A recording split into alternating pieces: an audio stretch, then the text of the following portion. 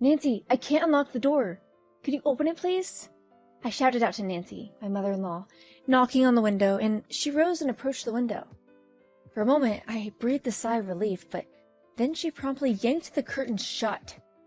Before the drapes were fully drawn, the last image I saw of her was a smug grin. At that moment, I understood everything.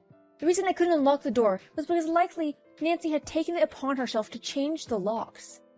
I finally lost my cool. I was boiling over with fury at Nancy, who had pushed me to this breaking point. I dug out my smartphone from my backpack and dialed a particular number. My name's Nova. I live with my husband Christopher and our daughter Emma. Christopher and I are the same age, and he works a job in tech that requires him to travel regularly every month. But when he's home, he's hands-on with the household chores, taking care of Emma. Our daughter, Emma, is 3 years old. She's often left alone due to my work. She's a vivacious and joyful child, always with a twinkle in her eyes and a radiant smile on her face. Her thin hair is feathery and light brown. It's mind-boggling how such a tiny body can contain so much energy.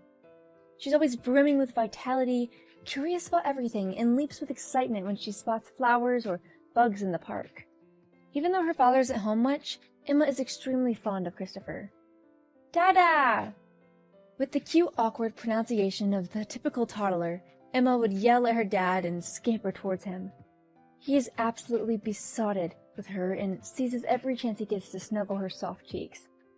Oh, Emma, you're adorable today. This is his pet phrase.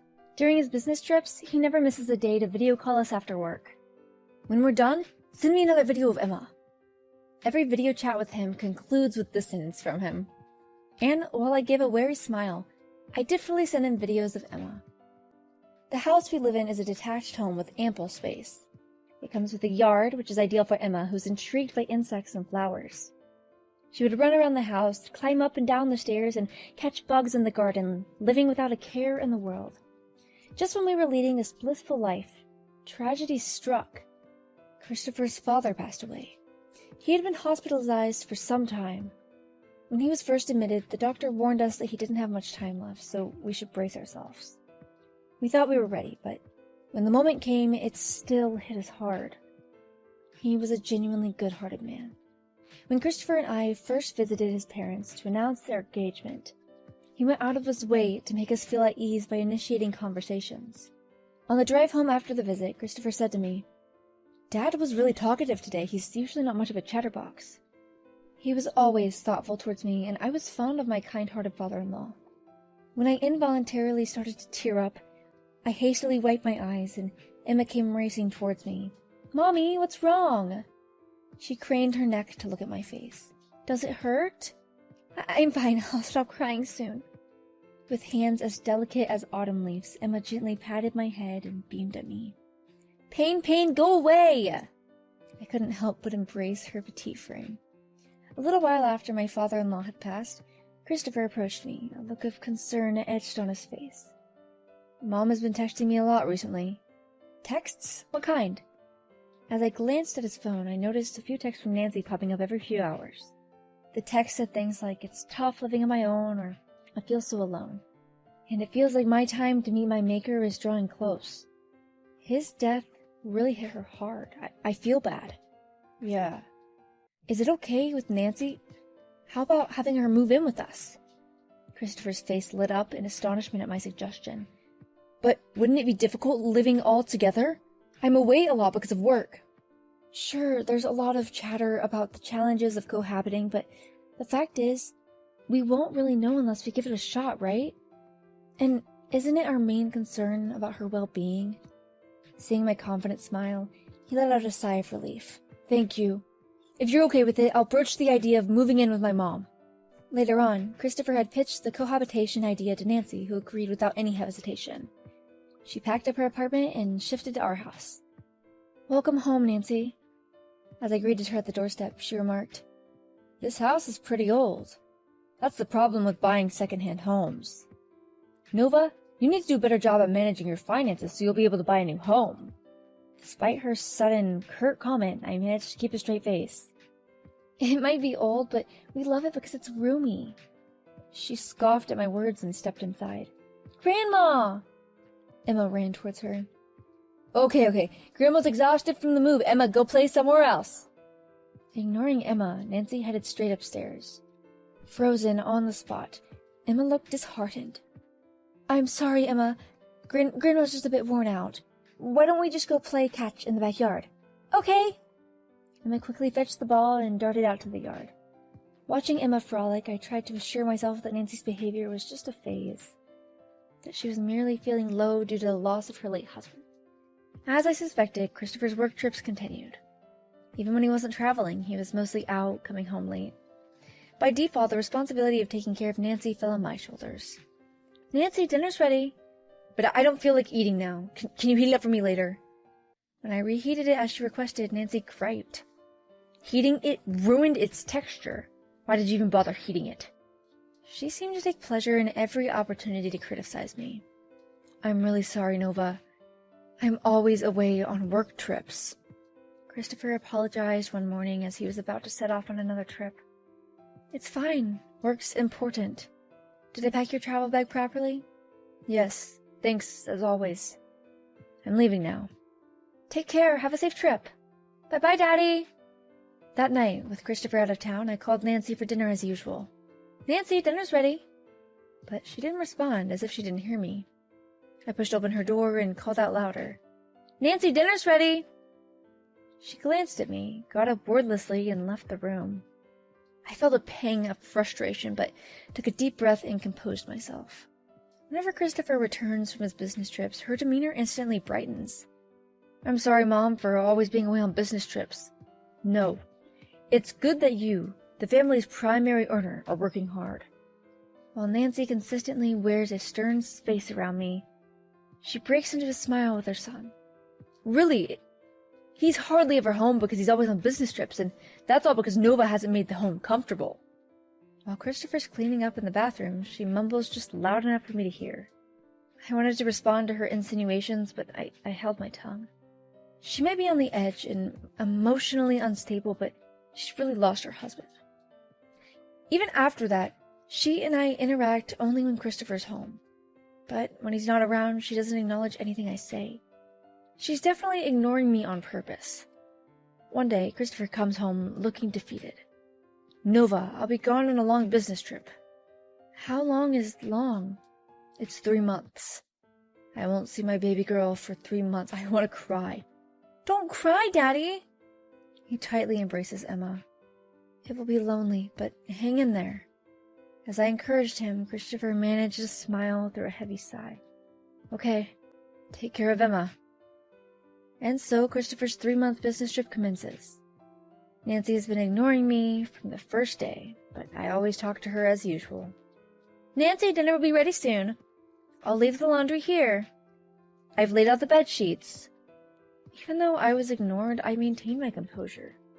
But she seemed annoyed and shot increasingly displeased looks. Emma, come over here. Nancy beckons Emma and announces loud enough for us all to hear. Do you know why your dad doesn't come home? It's because of work, right? To Emma, who tilts her head in confusion, Nancy gives a malicious grin. It's because your mom is scary. And it seems your dad doesn't find you very cute either. That's why he doesn't want to come home. Emma quickly spins around and leaps into my arms. Mommy! Daddy and Mommy both love you very much, Emma. Don't worry. While comforting Emma, I couldn't believe that Nancy would say such cruel things to such a little girl. But her meanness continues. Emma, throw this dish in the trash. During lunch, Nancy hands Emma a plate of side dishes that I made for her and tells her to discard it. Why? You haven't eaten yet, Grandma. I haven't taken a bite yet, but it's okay. Throw them away because the side dishes your mom made don't suit Grandma's taste. Emma freezes, the untouched plate of side dishes in her hand and a troubled look on her face.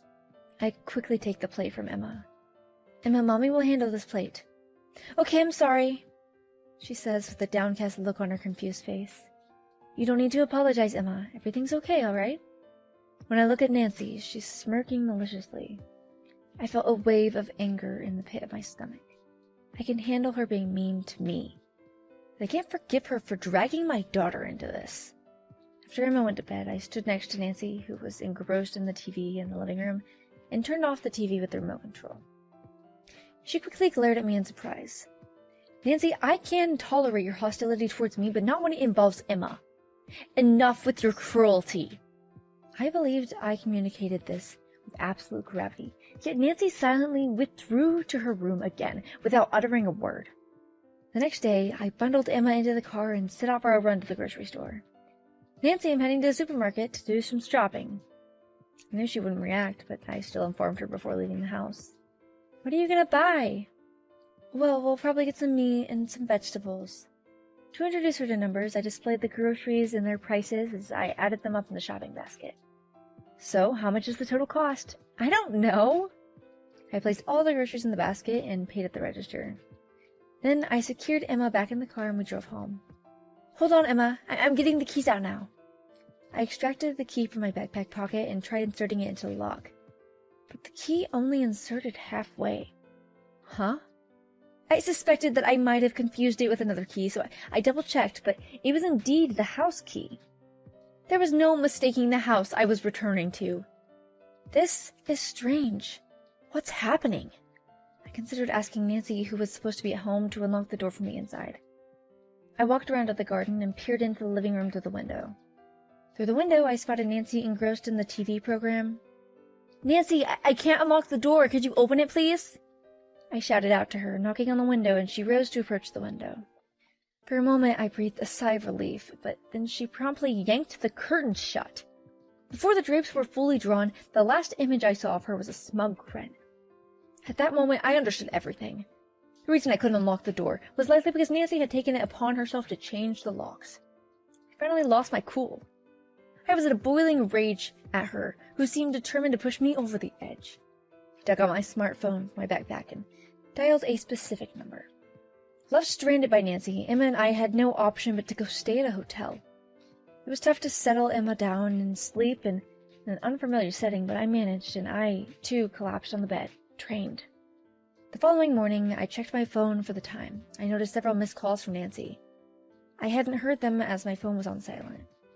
While I was browsing the call history, another call from Nancy appeared on my smartphone. Hello, yes? When I picked up the call, she began to blabber frantically. Nova, you finally answered the phone. Some strangers just showed up at the house. What's happening? They claim to be from a real estate agency. They want me to vacate. Oh, is that so? You orchestrated this, didn't you? I won't be fooled that easily. She continued in a rant in a high-strung voice. I began to speak slowly and composedly. Yes, I did contact a real estate agency yesterday. I knew it was you, but there was no trickery involved. I was simply asserting my legitimate claim. What? Actually, that house was a legacy from my parents. I appreciated its ample space, but given the age and considering the location of the kindergarten my daughter would attend, I had contemplated selling it for some time. This house was secondhand purchased under Christopher's name, wasn't it? No, that's not accurate. It was a legacy from my parents, and it's in my name. It seems you misconstructed it in a secondhand purchase, but out of respect, I didn't rectify it. Nancy is momentarily dumbstruck. How could you do this? I'm going to tell Christopher about this. Nancy grouses bitterly. I've already made Christopher privy to the situation. And I've also enlightened him about all the instances you've been unpleasant to me and Emma. So what? He's siding with me, isn't he? No, he trusted my words, and he was incensed with you, Nancy. That's preposterous. If you believe it was false, why don't you ring Christopher and verify it yourself? Huh, of course he's on my side. Well, while still on the call with me, Nancy dials Christopher's number from the landline. Christopher, is what Nova told me true? No. It's not like that. Hold on. Call between Christopher and Nancy appears to conclude swiftly. So, Nancy, what did he say? He intends to sever ties with me. He said he won't tolerate anyone treating you and Emma poorly. She reveals visibly shaken. Perceiving her predicament, Nancy suddenly begins to speak coxly. Nova, don't kick me out. I know you're a nice person. You wouldn't resort to such measures, would you? I address her decisively.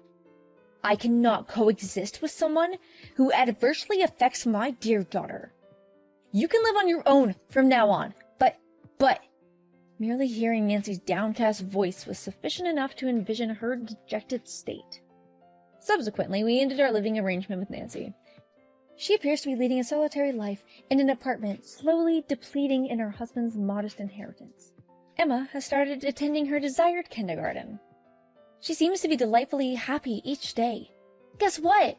Today at kindergarten, we played massive jump rope. How massive was the jump rope? It was as gigantic as a dinosaur. That's how massive it was. That's truly enormous. Observing the radiance in my daughter's eyes as she narrates her day at kindergarten, I squint contentedly